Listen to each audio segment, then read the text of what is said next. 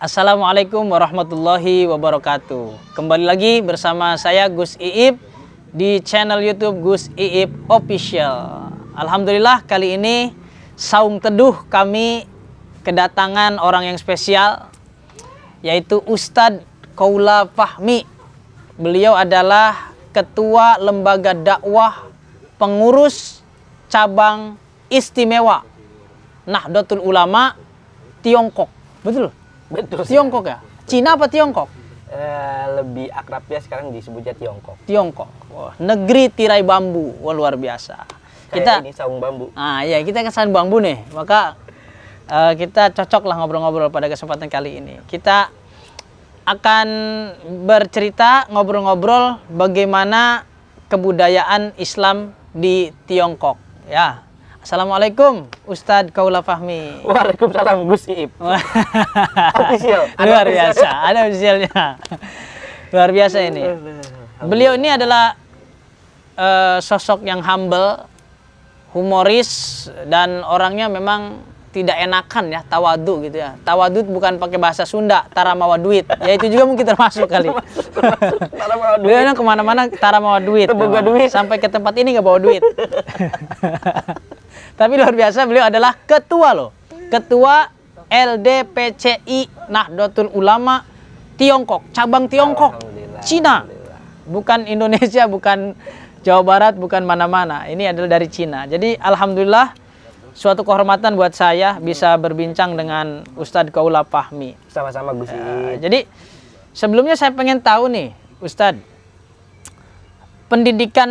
jenjang pendidikan yang pernah Ustadz lalui itu di mana saja gitu? Sampai bisa ke Tiongkok itu gimana itu? Awalnya apa aja tuh? Mondok di mana mondok? Kalau mondok, basicnya saya santri ya. Santri. Karena memang saya ruang lingkup setelah dia Madrasah Ibtidaiyah di WMI, dari MI langsung meneruskan pendidikan ke jenjang sanawiyah di mana sanawiyah? An-Najah Rumpin Bogor. An-Najah Bogor. Terus? Kemudian pas aliyahnya saya ke pesantren Tapak Sunan Condet. Aliyah di Pondok Pesantren Tapak Sunan Condet Balkambang, Jakarta Timur. Terus setelah dari Tapak Sunan kemana tuh? Dari Tapak Sunan saya melanjutkan lagi takhusus ya. Takhusus literasi kitab kuning ya. Kitab kuning, kitab turos di Sarang Rembang. Sarang Rembang, Pondok Pesantren Sarang Rembang. Nah, tapi kalau mondoknya itu di Ma'hadul Ilmi Asy'ari. Ma'hadul Ilmi Asy'ari. Waktu itu pengasuhnya adalah Kiai Haji Umar Faruk Al-Maghfurullah. Ya. Yang mungkin sekarang ikonnya adalah Mbah Maimun Zubair gitu ya. Berapa tahun di Sarang itu, Ustadz Kaula? Di Sarang, ya memang pada waktu itu meneruskan saya tamat dari aliyah ya. Iya, dari aliyah Tapak Sunan. Kemudian takhasus di Sarang. Biasanya yang setelah aliyah itu kan melanjutkan jenjang ke perguruan tinggi atau kuliah. Mahasantri ya. Jadi alhamdulillah saya waktu itu terketuk hati saya untuk ya lebih takhasus lagi karena memang bimbingan dari guru saya Allah yarham rahimahullah Kiai Haji Nurul Munawar untuk melanjutkan pendalaman literatur tentang kitab kuning. Akhirnya saya meneruskan mondok di Sarang. Alhamdulillah kalau dihitung tahun sih nggak lama. 2 tahunan lah kurang lebih. 2 tahun di Sarang itu ya. Takhasus di Sarang saya mulai dari kelas 6 ibtidaiyah lagi gitu. Luar biasa. Karena memang ibtida, sanawi, aliyah, dari itu kitabnya sudah luar biasa. Jadi luar biasa sudah. Menyaingi perguruan tinggi ya. Menyaingi sekali. Kalau diceritain pokoknya mantap betul. Mantap luar biasa. Nah, setelah dari Sarang itu kemana? Nah, setelah dari Sarang pada waktu itu memang kondisinya di tahun 2020 memang saya sebenarnya sedang posisi kelas 2 sanawi di MGS, Madrasah Ghazaliyah Syafi'iyah. Ya. Waktu itu saya memang sakit terus pulang ke rumah. Kemudian terlalu lama sakitnya kata orang tua, ya udahlah di rumah saja gitu. Di rumah terus. Coba daftar kuliah. Akhirnya kuliah di mana tuh? Kuliah di Universitas Islam Negeri Syarif Hidayatullah Jakarta. Universitas Islam Negeri Syarif Hidayatullah Jakarta. UIN. Ciputat. Ngambil jurusan apa waktu itu? Nah, waktu itu tes alhamdulillah diterima di jurusan Tarjamah Bahasa Arab Indonesia. Fakultas Adab dan Humaniora. Adab dan Humaniora. S1 tuh. S1. Sempat dengar saya bahwa Ustadz Kaula jadi BEM. Ya alhamdulillah ya, perjalanan organisasi ya memang karena memang dari dulu zaman sekolah saya senang ikut organisasi. Kemudian waktu di Sarang juga ya alhamdulillah ikut sedikit organisasi. Waktu itu perkumpulan santri Jabodetabek ya, Istijab namanya, Ikatan Santri Jabodetabek. Jadi ke bawah juga sampai kuliah alhamdulillah. Jadi memang organisasi itu adalah hidup Anda gitu. Ya alhamdulillah ya, menjadi apa ya? Pepaes apa ya? Apa pepaes? Oh, pepaes itu perhiasan hidup Anda. yang mengiringi. Jadi yang mengiringi Anda itu adalah organisasi. Organisasi, alhamdulillah pernah jadi ketua BEM. Gitu. Setelah dari UIN mengambil jurusan Tarjamah dan Humaniora ya. Dan di Fakultas Adab dan Humaniora. Nah, setelah itu saya dengar Ustadz Kaula ini terbangnya ke Tiongkok gitu. Sebelum itu ada dulu. Kemana? Sebelum ke Tiongkok. Oh, sebelum ke Tiongkok kemana? Saya jadi waktu itu karena memang masih mau meneruskan ya nama jiwa santri ya. Iya. Selalu ingin rindu dengan apa namanya? Kesantrian. Kalau kata kiai saya, Kiai Haji Ali Mustafa Yakub Allah yarham, bahwa apa namanya tolabul ilm, saya lupa redaksinya. Menuntut ilmu itu sampai hari kiamat. Jadi setelah pulang dari kuliah, saya bukan kembali ke rumah, nggak pulang ke rumah atau kembalinya tapi saya pulang ke Darussunnah International Institute for Hadis Science. Darussunnah International Institute for Hadis Sciences. Ya. Ini luar biasa ini. Jadi itu khusus mempelajari hadis. Ilmu hadis. Memahami teks, kemudian riwayat. Sebenarnya ngaji kutubus sitah. Ngaji kutubus sitah di situ. Takhusus hadis berarti. Takhusus hadis. Tapi di situ juga harus menyelesaikan kayak semacam risalah atau skripsi. Jadi memang ada gelar yang diberikan LC, teman LC-nya bukan lisan atau seperti yang di luar negeri, tapi literatur sertifikat yang diberikan oleh Darussunnah kepada lulusan yang menyelesaikan studi di Darussunnah. Nah, terus S1-nya gelarnya 2 gitu. S1-nya 2 ya. Apa tuh? Sarjana Sastra di UIN terus LC literasi sertifikat. Literatur sertifikat. Dari hadis itu. Dari hadis. Kemudian saya pernah dengar Anda berkecimpung di Bukhari Institute. Nah, itu apa tuh? Itu gini ya semangatnya ya. Kita meneruskan perjuangan sang Kiai Kiai Haji Ali Mustafa Yakub. Jadi memang waktu saya masuk Darussunnah itu waktu itu masuk kita gratis. Oh, Darussunnah gratis. Darussunnah itu pondok pesantren luhur Darussunnah itu diseleksi orang yang mau masuk situ. Oh iya. Dan Anda termasuk orang yang masuk gitu ya? Alhamdulillah dikasih kesempatan. Padahal nggak cocok ya, pintar-pintar banget. Tapi alhamdulillah dikasih kesempatan 2010. Bejo berarti. Bejo ya.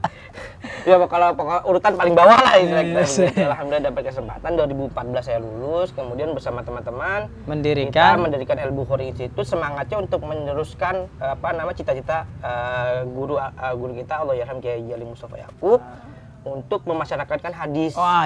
Jadi melaksanakan pelatihan. Dan sempat dulu hadis. Saya pun sering menerima broadcast one day one hadis. Itu luar biasa sebenarnya apresiasi dari kalangan mahasiswa, kalangan para asatid, kemudian para santri dengan one day one hadis itu luar biasa. Karena mungkin hadis ini menjadi sesuatu yang sangat penting untuk diketahui oleh masyarakat perkotaan ya. Berbeda dengan culture yang ada di perkampungan. Mereka belajar nama kitabnya saja sudah cukup. Safinah, Fathul Mu'in, Fathul Qorib, mereka udah merasa cukup. Tapi di kota ini ternyata mana hadisnya, mana dalil Qur'annya. Jadi di antara tujuan Al-Bukhari Institute itu adalah mengetengahkan memasyarakatkan hadis, membumikan hadis. Jadi orang tidak memandang ilmu hadis itu ilmu yang sulit gitu. Tapi kita juga memberikan pemahaman dengan pendekatan Islam moderat, dengan pendekatan yang Islam moderat, terus yang tawazun, i'tidal, tasamu. Itu mengedepan itu, jadi melihat hadis bukan hanya letterlek apa adanya gitu. Kan ada orang yang melihat hadis apa adanya, Rasulullah seperti ini bla bla bla bla misalnya begitu. Tapi kita mencoba merujuk kepada kitab-kitab Mu'tabaroh misalnya Sahih Bukhari, kita rujuk lagi ke Fathul Barinya dan lain sebagainya. itu untuk sehingga menjadi komposisi hadis yang bisa diterima oleh masyarakat. Tidak, jadi bisa lebih komprehensif lah pemahamannya. Oh, komprehensif. Iya. Tidak satu sudut pandang. Tidak, jadi sebatas teksnya saja kemudian dijadikan istimbatul hukum gitu. Padahal kita kan kalau bicara usul fikih kan bukan hanya Quran hadis saja, tapi ada ijma, ada kias, ada bahkan istihsan mungkin yang lain ya begitu ya. Nah, itu gimana ya? Banyak di tengah-tengah masyarakat yang terjebak dengan tekstual hadis. Gitu kan? Hadisnya teksnya begitu ya begitu kita jalankan gitu. Ya contoh-contoh banyak sih ya. Tapi menurut Ustadz Kaula, hadis yang seperti apa yang harus tekstual dan hadis yang seperti apa yang butuh kondisional atau relevansi daripada kondisi kita. Ya, ini merujuk kepada rangkuman buku kitab yang ditulis oleh Kiai saja ya. Turuk as-sohihah li fahmi as-sunnah an-nabawiyah. Apa? Jangan cepet-cepet tuh. Nama Turuk as-sohihah. Turuk. Turuk ya. Turuk. Bahasa Arab. Iya, bahasa Arab nih. Turuk as-sohihah li sunnah li fahmi as-sunnah an-nabawiyah. Li fahmi as-sunnah an-nabawiyah. Jadi adalah metodologi untuk memahami sunnah Nabi. Dan itu ada metodenya ya. Ya kurang lebih yang bisa saya gambarkan rule-nya itu pertama ya kita memahami ilmu mustalah hadisnya dulu. Mustalah hadis itu kemudian dasarnya. Memahami takhrij hadisnya dulu. Takhrijnya. Nah, baru ke fikul hadisnya fikul juga. Hadis. Fahmi as-sunnah an-nabawiyahnya baru nanti kan ada hadis yang dinasah dan mansuh kan. Oh, ada itu ya. Oh, fahmi as-sunnah an-nabawiyah. Itu tadi aja di fiqhul hadis aja sepertinya sudah cukup bagi kita. Nah, tingkatan yang terakhir tadi adalah fahmi as-sunnah an-nabawiyah. Itu apa itu? Ya, untuk memahami sebuah hadis. Jadi Rasulullah ketika menyampaikan hadis itu hasbah makhotob. Contoh konteks jihad ya. Contoh konteks jihad. Ketika sahabat Utsman bicara, Rasulullah berbicara jihad kepada sahabat Utsman karena kaya raya, maka jihadnya dengan hartanya. Tapi ada seorang sahabat yang datang kepada Rasul tidak punya harta benda, tapi dia masih punya orang tua. Betul. Terus maka waktu itu Rasulullah, saya ingin berjihad. Rasulullah, kamu masih punya orang tua? Masih punya. Pulang ke rumah berbakti kepada orang tua itu adalah bagian jihad. Itu fleksibilitas Rasulullah SAW. Hasbah makhotob, tergantung kepada siapa beliau berbicara. Benar, berarti luar biasa. Seperti senyum lah ya. Ada orang miskin atau orang yang tidak berkecukupan harta datang ke Rasulullah, ya Rasulullah, orang kaya sholat saya bisa sholat, orang kaya ngaji saya bisa ngaji. Tapi ada yang saya tidak bisa yang dimiliki oleh orang kaya. Apa kata Rasulullah? Sedekah dengan uang. Ya udah, kenapa kamu tidak bisa sedekah dengan uang? Karena saya sendiri tidak berkecukupan dan tidak berkelebihan harta gitu. Akhirnya Rasulullah keluarkan tabassumuka fi wajhi ahika sodako. Udah, senyum saja di hadapan saudara-saudaramu itu merupakan sodako. Tapi konteksnya untuk beliau yang ingin bersedekah dengan harta tapi tidak bisa. Cuman itu pun bisa pakai umumul lafzi gitu ya. Bisa untuk konteks siapa saja gitu, bukan hanya untuk orang miskin ya. Artinya bersenyum kepada siapapun menjadi sedekah. Menjadi sedekah. Oh baik, itu adalah fahmu as-sunnah an-nabawiyah. Ya, seperti saya katakan bahwa hadis itu kan ya sama seperti Al-Qur'an ya, menafsirkan yufasru ba'duha ba'dun ya, menafsirkan satu hadis dengan hadis lain. Ya, asbabul wurud sebuah hadis misalnya konteksnya akan berbeda dengan ketika misalnya Sayyidah Aisyah bertemu dengan Rasulullah karena beliau yang lebih dekat dengan Rasulullah, dengan Sayyidina Ibnu Umar misalnya Abdullah bin Umar melihat realitas. Kalau Abdullah bin Umar itu kan kontekstual sekali ya. Bahkan ketika ada Rasulullah dulu pernah tidur di pohon ini. Besoknya Abdullah bin Umar akan tidur di di pohon itu karena ingin melakukan apa yang dilakukan Rasulullah. Gitu. Masya Allah, ingin menjiplak aktivitas Rasulullah SAW. Nih, ada sedikit pertanyaan, mungkin bisa kita diskusi aja nih ya. Iya. Artinya ya sobat Gus Iip official nanti kalau misalnya memang apa namanya boleh kita membuka yang komen-komen boleh, yang mau menambahkan, yang silahkan. mau mengkritik, kita menerima itu. Betul. Ini kan diskusi, iya. bukan pakem ya. Bukan harus jadi pakem. Ya, ini ada sebuah pertanyaan. Sahabat Abu Bakar itu kan yang sudah lama dengan Rasulullah Shallallahu Alaihi Wasallam. Betul. Tapi dalam periwayatan hadis beliau sangat sedikit. Sementara Abu Hurairah itu saya dengar hanya 2 tahun kalau nggak salah. Apa betul apa enggak nih? Konfirmasi dulu deh. Apakah benar sahabat Abu Hurairah itu hanya 2 tahun bersama Rasulullah gitu, dekat dengan Rasul gitu? Nah, tapi kenapa sahabat Abu Hurairah itu lebih banyak meriwayatkan hadis ketimbang daripada sahabat yang terdekat, yaitu sahabat Abu Bakar? Itu sebenarnya apa yang menjadi polanya seperti itu gitu? Sahabat Abu Bakar yang sudah lama dengan Rasul tidak banyak meriwayatkan hadis, tapi sahabat Abu Hurairah yang hidupnya hanya sebentar dengan Nabi, kok dia lebih banyak meriwayatkan hadis gitu? Ada pola apa di situ? Kenapa terjadi seperti itu? Kalau saya pernah mendengar guru saya melihat bahwa sahabat juga punya tugas dan tanggung jawabnya masing-masing. Berarti ada job desk-nya. Ada job desk-nya. Oke. Tidak semuanya juga ya ngurusin. Jadi ora asal konco iso ngeriwayatno. Nah, kira-kira begitulah. Kebetulan sahabat Abu Hurairah termasuk kategori ahli sufah. Abu Hurairah itu ahli sufah, orang yang berkecimpung di majelisnya Nabi. Majelisnya Nabi memang fokus untuk keilmuan dan hadis-hadis yang diriwayatkan oleh Rasulullah SAW. Iya. Paham. Dan tinggalnya memang kan Masjid Nabawi waktu itu dengan kediaman Rasulullah tidak juga terlalu jauh ya. Iya. Walaupun memang hadis-hadis yang diriwayatkan Abu Hurairah itu lebih banyak periwayatan daripada Abu Bakar, sahabat-sahabat lainnya itu karena memang beliau memang orang yang fokus untuk tahasus mencari keilmuan.